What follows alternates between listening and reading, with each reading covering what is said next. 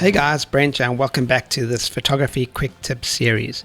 Today I'm going to show you how I go from this image, which I edited in the previous series. This is part 2 of a 2-part series, and then I added a few little extra things and it went to this. Stick around and watch.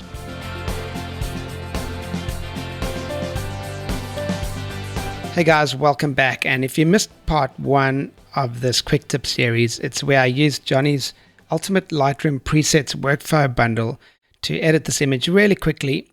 And it's an image of Lone Pine in California near Death Valley.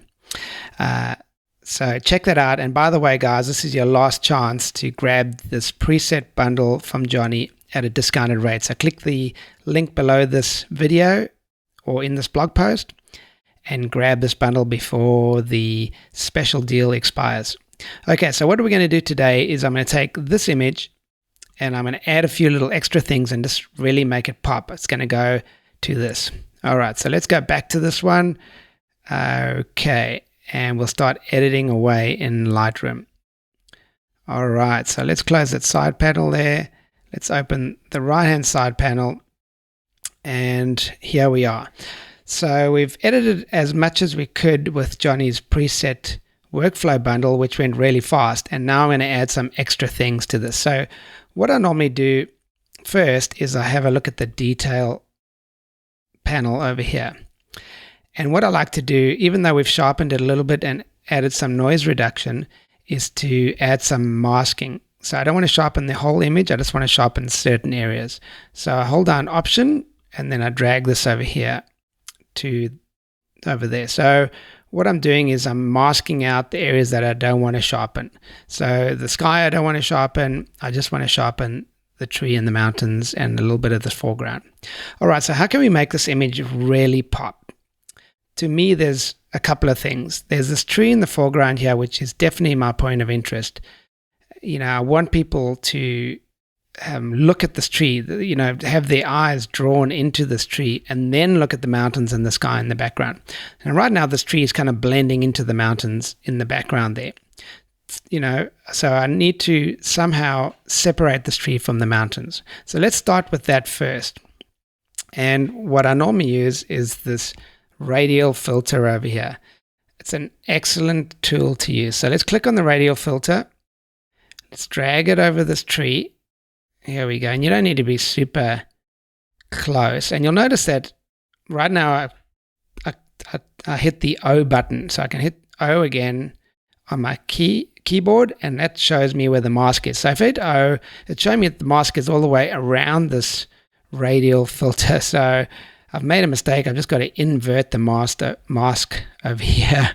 And then you'll see the area that this filter actually works on. It's the red part. If you want to get rid of that red part, you just have to hit the O key. All right, so what we want to do to this part, this tree, is really make it jump out. So what can we do with the radial filter over here? First thing I'm going to do is start from the top and go to the bottom. So we're going to make it a little bit more green. The tree a little bit more green. We might crank up the exposure just a bit, not too much, maybe half a stop. Add some more contrast, bring up the shadows a little bit, give it more clarity, and definitely more saturation. All right, so let's see what that's done. All right, see how it's kind of highlighting this area? So that's what I want. Definitely want this tree to jump out of the background. So let's make it a little bit more round here. That's the way. Cool. So add a little bit more clarity to that. And up the shadows a little more, and up the contrast even a little bit more, just to make it really jump out of the background. Now, to me, that's jumping out of the background. The only problem is the tint is going to apply to those mountains also in the background there, which I want to keep those mountains blue, definitely. And so there's a really easy, quick way to do this. And we're still in the radial filter, but all you have to do is click on the brush tool in the radial filter. Now here's the thing, you got to go to the erase brush and make sure that your auto mask is on. So what that's going to do now is, as soon as I paint over this radial filter, it's going to remove part of that mask. Okay, so let's hit the O button again to see the mask, and then I'm going to use my brush tool to actually paint over around those leaves to get rid of the mask. Okay, there we go. And you'll probably see that it's starting to remove part of the mask over there. So that means I'm not going to affect the mountains in the background. I'm just going to affect the leaves on this tree. Okay, there we go. So that's done. All right. So have a look at that. If I actually click on the radial filter and I turn it on and off. So I'm going to turn it off here. I've turned it off, and now I've turned it on. See what it does to that tree? It just makes it really pop. So that's the first thing I'm going to do with the radial filter. The second thing I'm going to use is this graduated filter for the sky. Now, I did shoot this image using a circular polarizing filter to bring out those blues in the sky and get rid of some of the haze. But I was shooting, kind of into the sun. So I want the sky to be just a little bit more blue. So I'm going to use the graduated filter, drag this down over there, move this to where we want it, and I am going to give it, okay, let's hit O again to get rid of the masking, and I'm going to make the sky a little bit more blue, and I'm going to take some of the highlights out of the sky. All right, there we go.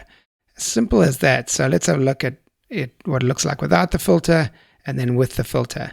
So really, that's all we're going to do. And why don't we remove some of this masking too? So we'll go to the brush tool just like we did before. And bear in mind, we're still in the graduated filter tool. We hit the erase part of this tool. Auto mask is on. And what we're going to do now is we're going to paint over the mountains. So we're erasing the mask on the mountains and not the sky. So there we go. We might hit O to show where the mask is. There we go. And I want to just make sure that I've got none of this pink or none of this red on these mountains. So that way I'm not making the mountains more blue, and I also definitely do not want this mask on these leaves, because everything I did in the past, making these leaves nice and green, isn't going to work. So we want to remove that. There we go. So we remove the masking. Cool. So hit O, and it's just going to apply to the sky. Okay, so let's have a look at what it looks like with and without that mask. So turn the mask off. The sky is still blue, but it's a little bit dull. Turn the mask on. It just goes bong.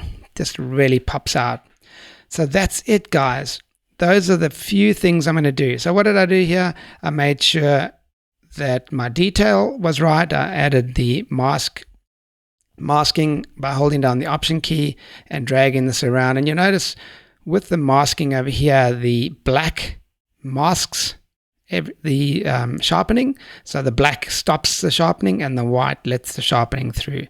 So really, I only want the sharpening on the trees. So that's the first thing I did, and then I just used the radial filter and the graduated filter to make this tree in the foreground pop and make the sky a little bit more blue. So that's it, guys. That's how I made this image go from pretty decent with Johnny's Lightroom preset bundle, workflow bundle, to amazing using these extra little tools. And by the way, guys, if you haven't grabbed Johnny's Ultimate Lightroom Preset Workflow Bundle, make sure you do it now before it goes up to full price again. So, guys, what do you think of this lesson? I love your feedback, so leave me comments below this video or on the blog post. This is Brent. Have an amazing day.